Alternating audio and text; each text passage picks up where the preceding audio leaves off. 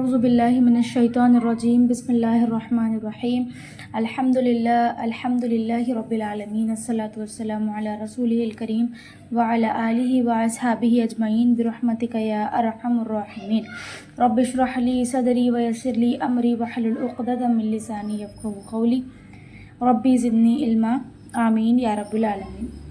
السلام علیکم ورحمۃ اللہ وبرکاتہ۔ آپ سبھی کو رمضان مبارک۔ سب سے پہلے اللہ سبحانہ وتعالیٰ کا شکر بجال ہے کہ اس نے مجھے اور آپ کو ہر سال کی طرح اس سال بھی ماہ معظم رمضان کو پانے کی توفیق عطا فرمائی۔ رمضان ایک مبارک مہینہ ہے۔ اس مہینے کے دامن میں وہ بیش بہارات ہے جو ہزاروں مہینوں سے بڑھ کر خیر و برکت والی ہے۔ بخاری مسلم کی حدیث ہے کہ اس مہینے کی ہر گھڑی میں برکت کا اتنا بڑا خزانہ پوشیدہ ہے کہ نفل اعمال فرض اعمال کے درجے کو پہنچ جاتے ہیں اور فرائض 70 گنا زیادہ وزنی اور بلند ہو جاتے ہیں۔ آسمان کے دروازے کھول دیے جاتے ہیں اور رحمتوں کی بارش ہوتی ہے۔ جنت کے دروازے کھول دیے جاتے ہیں اور نیکی کے راستوں پر چلنے کی سہولت اور توفیق عام ہو جاتی ہے۔ جہنم کے دروازے بند کر دیے جاتے ہیں، شیطانوں کو زنجیروں میں جکڑ دیا جاتا ہے اور برائی کے مواقع کم سے کم ہو جاتے ہیں۔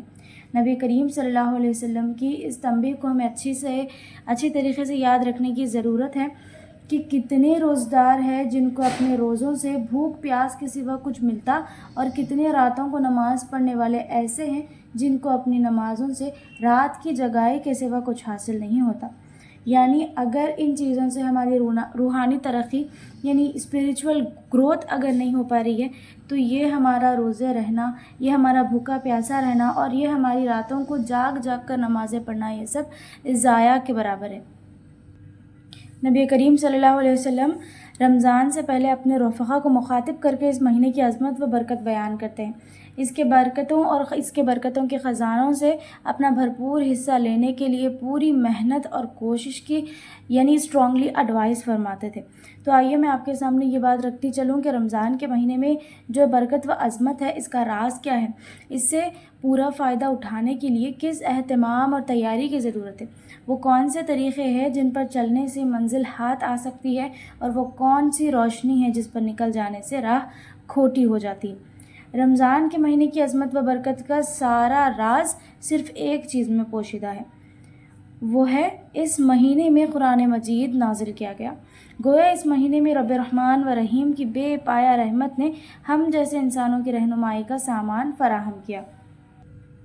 سورہ بقرہ آیت نمبر 185 میں اللہ سبحانہ وتعالیٰ فرماتے ہیں: اعوذ باللہ من الشیطان الرجیم بسم اللہ الرحمن الرحیم شہر رمضان الذی انزل فیہ القرآن ھدی للناس وبینات من الھدی والفرقان فمن شہد منکم الشہر فلیصمہ۔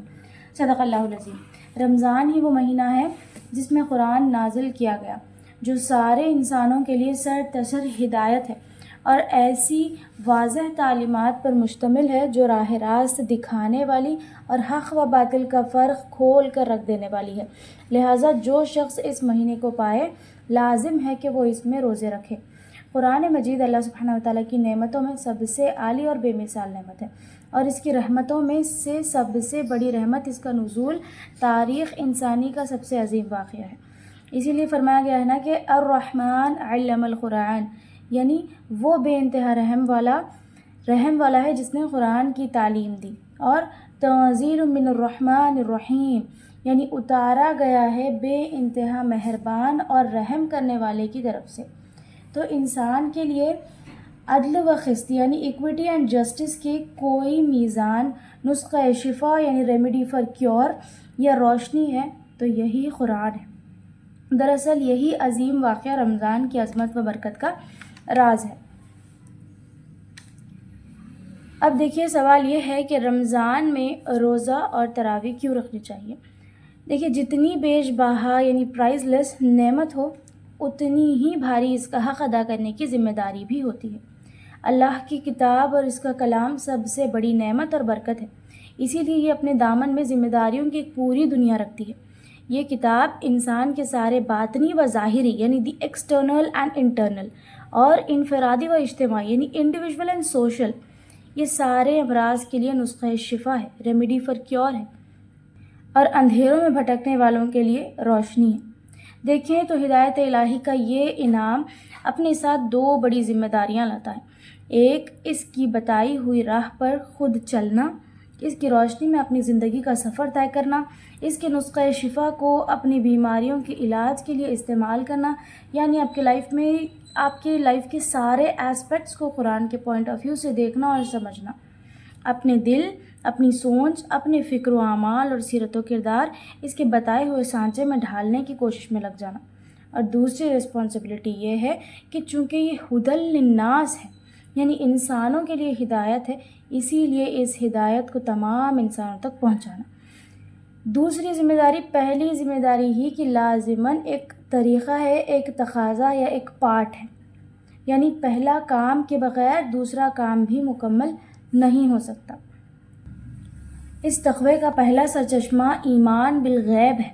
متقین وہ ہے جو غیب پر ایمان رکھتے ہیں، یعنی بلیف ان دی انسین، بنا دیکھے بھی اللہ کے وجود اور اس کی صفات پر ایمان لانا، فرشتوں کی موجودگی پر ایمان رکھنا، آخرت کے دن پر یقین رکھنا، تقدیر پر ایمان لانا کہ جو کچھ ہوتا ہے وہ اللہ کی مرضی اور علم کے مطابق ہوتا ہے، اور پچھلے انبیاء اور ان کی کتابوں پر ایمان لانا۔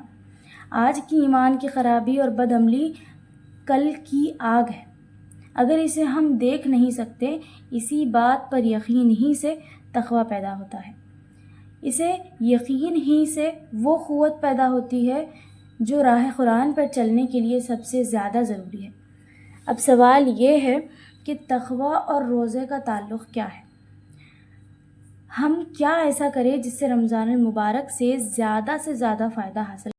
تو آج ہم ایسے 10 پروڈکٹیو ویز جانیں گے جس سے رمضان گزارنے میں ہماری اور بھی زیادہ ہیلپ ہوگی، اور اس سال کا رمضان اور بھی بہتر طریقے سے اور بھی پروڈکٹیو طریقے سے ہمارا انشاءاللہ گزرے گا۔ تو سب میں پہلی چیز ہے نیت اور ارادہ۔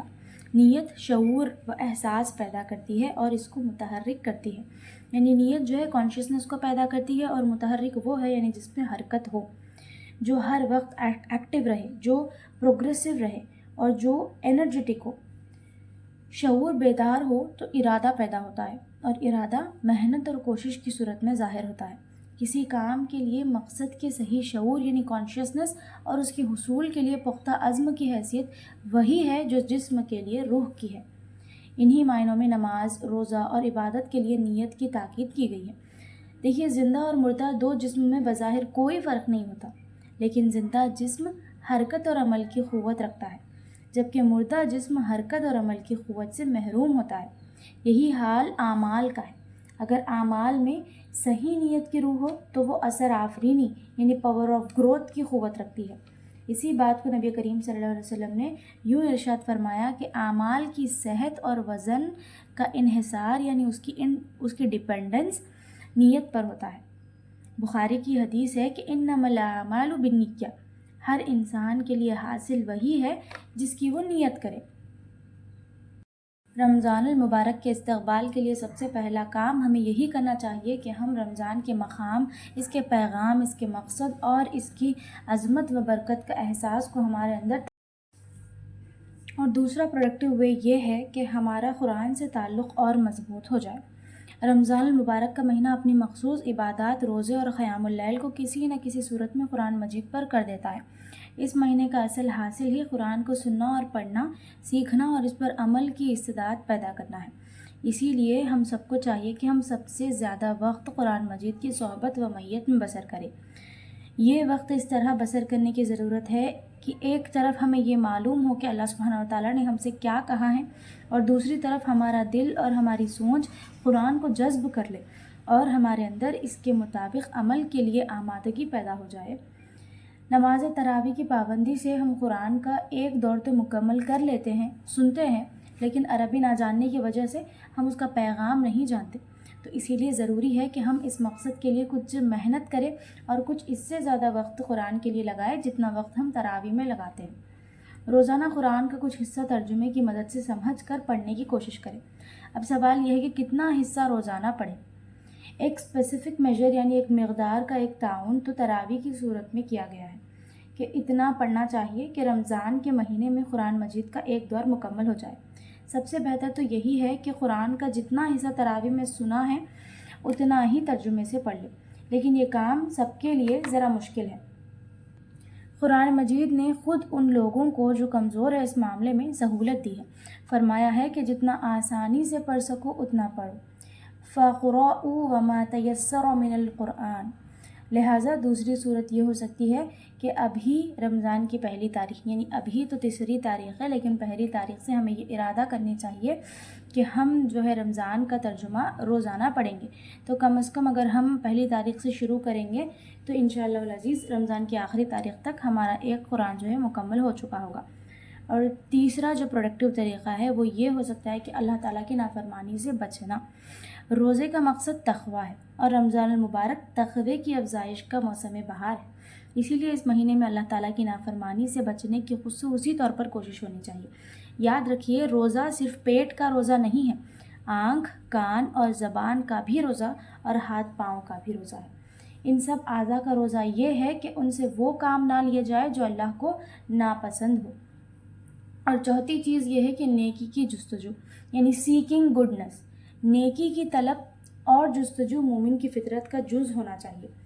یہ جستجو انسانی تعلقات کے دائرے میں بھی ہونی چاہیے، یعنی جب ہم اپنے بھائی یا بہنوں سے ملاقات کرتے ہیں، ان سے ملتے ہیں تو ان سے جو ہے مسکرا کر ملنا چاہیے اور انہیں کوئی آذا نہ پہنچائے، یہ بھی کیونکہ ایک صدقہ ہے۔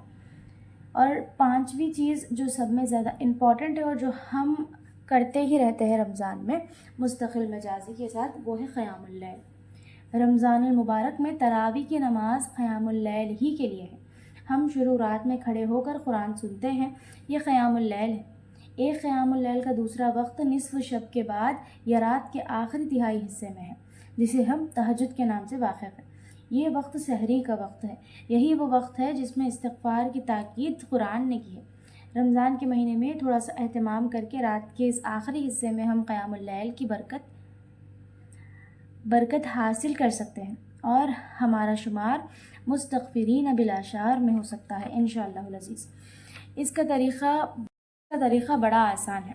سحری کے لیے تو ہم اٹھتے ہی ہیں، 15 سے 20 منٹ پہلے اٹھ کر وضو کر کے 2 رکعت نماز پڑھ لینی چاہیے۔ یہ رات کا وہ حصہ ہے جس کے بارے میں نبی کریم صلی اللہ علیہ وسلم نے بتایا کہ اللہ سبحانہ وتعالیٰ دنیا والوں کے بہت قریب آتے ہیں اور پکارتے ہیں، کون ہے جو مجھ سے مانگے کہ میں اسے جو مانگے وہ دوں، کون ہے جو مجھ سے اپنے گناہوں کی مغفرت چاہے کہ میں اس کو معاف کر دوں۔ یہ صحیح بخاری اور مسلم کی حدیث ہے۔ چھٹا عمل جو سارے عمل پر بھاری ہے، یعنی جس کا ریوارڈ سب میں زیادہ ہے، وہ ہے ذکر و دعا۔ ہر وہ کام جو اللہ کو محبوب ہے ذکر ہے، خواہ دل سے ہو یا زبان سے یا اعضاء واجرہ سے۔ روزہ بھی ان معنوں میں ذکر ہے، بھوک پیاس بھی ذکر ہے، اور تلاوت قرآن، خصوصی نمازوں کا اہتمام، یہ ساری چیزیں ذکر میں شامل ہوتا ہے۔ لیکن رمضان میں زبان سے ذکر یعنی کلمات ذکر کی ورد اور دعا کا اہتمام بہت زیادہ ضروری اور فائدہ مند ہے۔ یہ نفل ہے مگر ثواب فرض کا پاتا ہے، اس سے غفلت دور ہوتی ہے اور توجہ پورا رمضان کے خیر و برکت حاصل کرنے پر مخصوص ہوتا ہے۔ رمضان المبارک میں الحمدللہ، سبحان اللہ، لا الہ الا اللہ، اللہ اکبر، سبحان اللہ وبحمدہ، سبحان اللہ العظیم، لا حول ولا قوۃ الا باللہ العلی العظیم، استغفر اللہ واتوب الیہ جیسے کلمات کا ورد کثرت سے کرنی چاہیے تاکہ ہماری زبان اللہ تعالیٰ کے ذکر سے تر ہو جائے۔ پہلے عشرے میں رحمت کی طلب کرتے رہیں اور دوسرے عشرے میں مغفرت کی اور تیسرے عشرے میں نار جہنم سے رہائی کی۔ رسول اللہ صلی اللہ علیہ وسلم کے پاس ایک شخص آئے اور کہا کہ یا رسول اللہ، روزدار میں سے سب سے زیادہ ریوارڈ کس روزدار کا ہے؟ ہم سب روزے رکھتے ہیں، پوری امت روزے رکھتی ہے، 1.8 billion Muslims are fasting nowadays. کیا سب کا اجر ایک جیسا ہے؟ نہیں، کچھ کا زیادہ ہے، کچھ کا کم ہے۔ تو سب سے زیادہ ثواب کس روزدار کا ہے یا رسول اللہ؟ آپ نے فرمایا جو سب سے زیادہ ذکر کرتے ہیں اپنے روزوں میں۔ اللہ اکبر۔ میں اور آپ دیکھیں کہ ہم روزے تو رکھتے ہیں مگر اللہ سبحانہ وتعالیٰ کا ذکر کتنی دفعہ کرتے ہیں، اور یہ جنرل رول ہے، جو عبادات جس میں اللہ کا ذکر زیادہ ہو اس کا اجر بھی زیادہ ہوگا۔ سو جو لوگ کثرت سے اللہ تعالیٰ کا ذکر کرتے ہیں روزوں میں تو ان کا اجر سب سے زیادہ ہے۔ تو انشاءاللہ میں آج 2 ذکر آپ کے سامنے بتاؤں گی کہ جس کا ریوارڈ سب سے زیادہ ہوگا۔ پہلا ذکر ہے سبحان اللہ وبحمدہ، سبحان اللہ العظیم، یہ 100 مرتبہ پڑھنا۔ رسول اللہ صلی اللہ علیہ وسلم نے فرمایا کہ جو شخص 100 مرتبہ یہ پڑھتا ہے دن میں، اس کا ثواب قیامت کے دن سب سے زیادہ ہوگا، یعنی اس کی کنڈیشن قیامت کے دن سب سے بہتر ہوگی، ایکسیپٹ اس بندے کے جو ان سے بھی زیادہ پڑھے، یعنی 100 مرتبے سے بھی زیادہ پڑھے۔ اور دوسرا ذکر ہے لا الہ الا اللہ وحدہ لا شریک لہ لہ الملک ولہ الحمد وہو علی کل شیء قدیر۔ اس کو بھی جو شخص 100 مرتبہ پڑھتا ہے اس کے 5 ریوارڈز ہیں۔ پہلا، اس کو 10 غلام آزاد کرنے کا ثواب ملتا ہے، 100 نیکیاں اس کو مل جاتی ہے اور 100 گناہ اس کے معاف ہو جاتے ہیں۔ ہم میں سے کون ہے جو دن میں 100 گناہ کرتے ہیں، اور کرے بھی تو اس کے گناہ معاف ہو جاتے ہیں۔ شیطان سے پروٹیکشن ہو جاتی ہے اس دن شام تک، اور قیامت کے دن وہ شخص بہترین حالت میں آتا ہے، and there is know one جو اس سے بیٹر حالت میں آئے ایکسیپٹ وہ پرسن جو اس سے بھی زیادہ پڑھے۔ So make sure you do your ذکر آف اللہ سبحانہ تعالیٰ ڈیورنگ یور فاسٹ۔ تسبیح کاؤنٹر لے لے یا پھر اپنے ہاتھوں پر جیسے بھی ہو سکے ٹائم سیٹ کر لیجئے اور اس کو کثرت سے پڑھنے کی کوشش کریے۔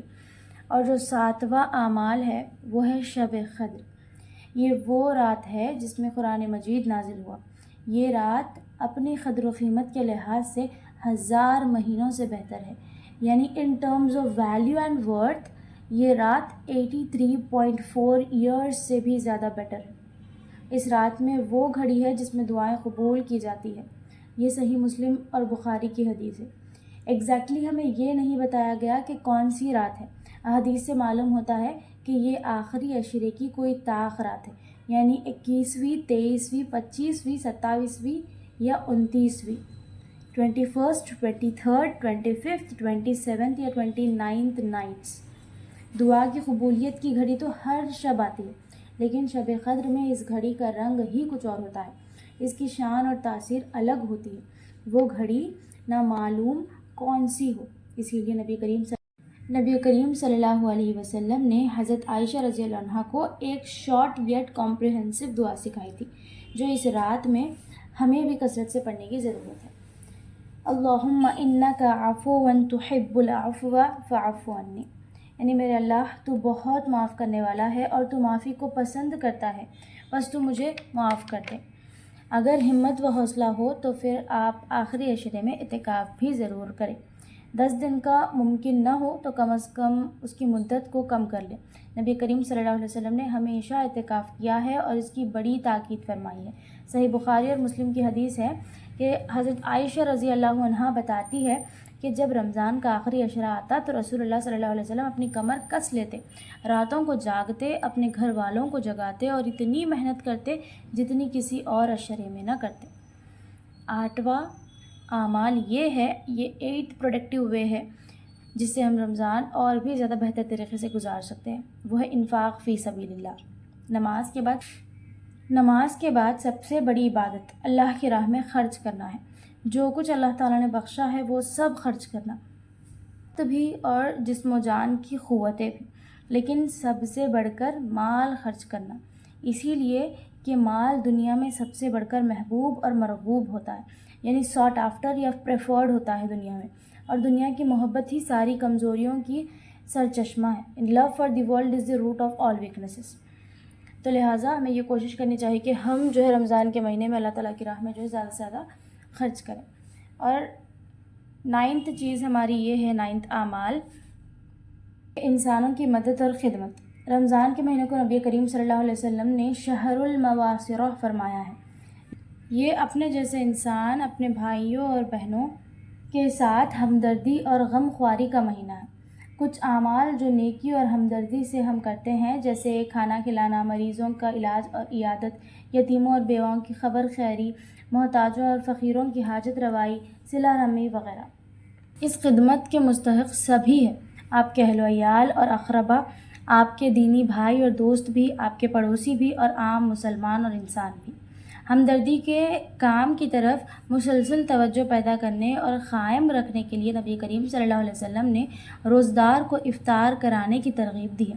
فرمایا، جو شخص اس مہینے میں کسی روزدار کو افطار کرائے، اس کے لیے گناہوں سے مغفرت اور دوزخ کی آگ سے رہائی، اس کو اتنا ہی ثواب ملے گا جتنا روزدار کو، اور اس سے روزدار کے ثواب میں کوئی کمی نہیں آئے گی۔ صحابہ نے کہا اے اللہ کے رسول صلی اللہ علیہ وسلم، ہم میں سے سب کے پاس تو اتنا سامان نہیں ہوتا کہ روزدار کو افطار کرائیں۔ تو آپ صلی اللہ علیہ وسلم نے فرمایا اللہ تعالیٰ یہ ثواب اس کو بھی عطا کرتے ہیں جو ایک گھونٹ دودھ یا ایک کھجور یا پانی کا ایک گھونٹ سے کسی روزدار کو افطار کرائے۔ پھر آپ نے فرمایا جو کسی روزدار کو پیٹ بھر کر کھانا کھلائے تو اللہ تعالیٰ اس کو میرے حوض سے ایسا سیراب کرائیں گے کہ پھر اس کو کبھی پیاس نہ لگے گی، یہاں تک کہ وہ جنت میں داخل ہو جائے گا۔ یہ بحقی کی حدیث ہے۔ اللہ اکبر۔ اور آخری اعمال یہ ہے دعوت الی القرآن، جو ہمارا اصل مقصد ہے، جس مشن کے لیے اللہ تعالیٰ نے ہمیں بھیجا ہے۔ اب بآسانی آپ سمجھتے ہیں کہ کسی انسان کی سب سے بڑی خدمت اور اس کے ساتھ سب سے بڑی ہمدردی اس کے علاوہ کچھ نہیں ہو سکتی کہ آپ اسے اللہ تعالیٰ کے غضب اور اس کی آگ سے بچا کر اس کی رضا اور اس کی جنت سے ہمکنار کر دیں۔ دنیا کی بھوک پیاس دنیا کی زندگی کے ساتھ ختم ہو جائے گی، یہاں کا ہر دکھ درد گزر جائے گا، مگر آخرت کی بھوک پیاس کبھی ختم نہ ہوگی۔ وہاں کے دکھ درد سے کبھی نجات نہ ملے گی، وہاں کے کانٹوں کا کھانا اور لہو یعنی خون پیپ اور کھولتے ہوئے پانی کے گھونٹ ہمیشہ کے لیے مخدر بن جائے گی۔ اسی لیے جس خدمت سے کسی کے لیے وہاں کی بھوک پیاس بجھنے کا سامان ہو، اسے وہاں کے دکھ درد سے نجات مل جائے، وہی خدمت اس کی جو ہے سب سے بڑی خدمت ہوگی۔ روزدار کو افطار کرانے سے اس کے روزے کا پورا ثواب آپ کو تو مل جائے گا، مگر اسی طرح کسی کو نیکی اور بھلائی کی راہ پر لگا دینے سے تو اس کی نیکیوں کا اور اس کی بھلائیوں کا سارا ثواب آپ کو ملے گا۔ آپ سوچیں تو یہ کبھی نہ ختم ہونے والا سلسلہ ہے ثواب کا۔ قرآن کی وجہ سے ہی رمضان کو عزت و شرف حاصل ہوا ہے، پھر نزول کے مہینے سے زیادہ موزوں وقت اس کام کے لیے کیا ہو سکتا ہے کہ آپ لوگوں تک قرآن مجید کا پیغام پہنچائے، اس کو قرآن کی تعلیمات سے آگاہ کرے، ان کو قرآن کے مشن کی طرف بلائے اور ان کو قرآن کی امانت کا حق ادا کرنے کے لیے کھڑا کرے۔ رمضان میں ہمارے اپنے معاملات ہوتے ہیں، ہماری توجہ اپنے تزکیہ، تلاوت قرآن، نفل نماز اور اپنے لیے زیادہ سے زیادہ نیکیاں سمیٹ لینے کی طرف ہوتی ہے، لیکن ایسا نہ ہو کہ اس توجہ کی وجہ سے یہ سب سے بڑی نیکیاں سمیٹ لینے کا کبھی ختم نہ ہونے والا راستہ ہماری نگاہوں سے اوجھل ہو جائے۔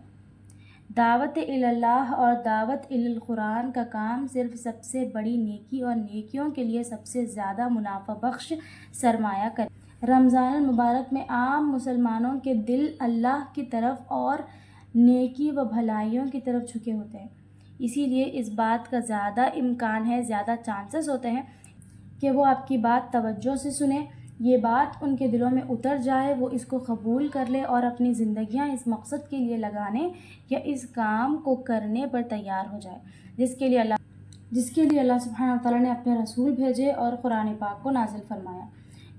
اس کام کے دو طریقے ہو سکتے ہیں، ایک یہ کہ آپ رمضان میں نیک کاموں کا جو معمول بنائے ہوئے ہیں اس میں اللہ کی طرف بلانے، نیک بات کرنے اور اللہ کے دین کے لیے سرگرم شامل کر لیں۔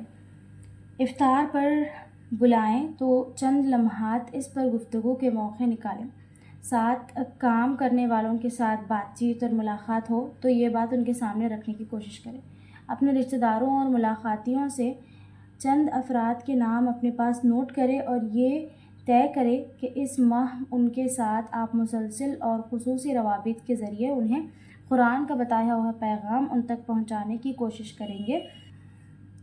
تو آخر میں اللہ سبحانہ وتعالیٰ سے دعا ہے کہ اللہ تعالیٰ آج جتنے بھی پوائنٹس ہمارے اس سیشن میں کور ہوئے ہیں، یعنی رمضان کی عظمت و برکت اور رمضان کا راز کیا ہے اور روزوں کا مقصد کیا ہے، اللہ تعالیٰ کا تقویٰ ہمارے اندر جو ہے پیدا کرنے کی کوشش کرے۔ اور اللہ تعالیٰ سے بس آخر میں یہی دعا ہے کہ اللہ تعالیٰ ایسے سیشنز آگے اور لینے کی توفیق عطا کرے اور اللہ تعالیٰ کی راہ میں اور ہمیں آگے نکالے، دعوت القرآن کا کام کرنے کی صحیح کوشش ہمارے اندر جو ہے پیدا کرے۔ اگر ہم رمضان کو ان پروڈکٹیو طریقوں سے گزاریں تو یہ صرف ایک مہینہ نہیں بلکہ ہماری زندگی کو بدل دینے کا ایک موقع بن سکتا ہے۔ اللہ ہم سب کو اس رمضان کا صحیح فائدہ اٹھانے کی توفیق عطا کرے، آمین یا رب العالمین۔ وآخر دعوانا الحمد للہ رب العالمین۔ السلام علیکم ورحمۃ اللہ وبرکاتہ۔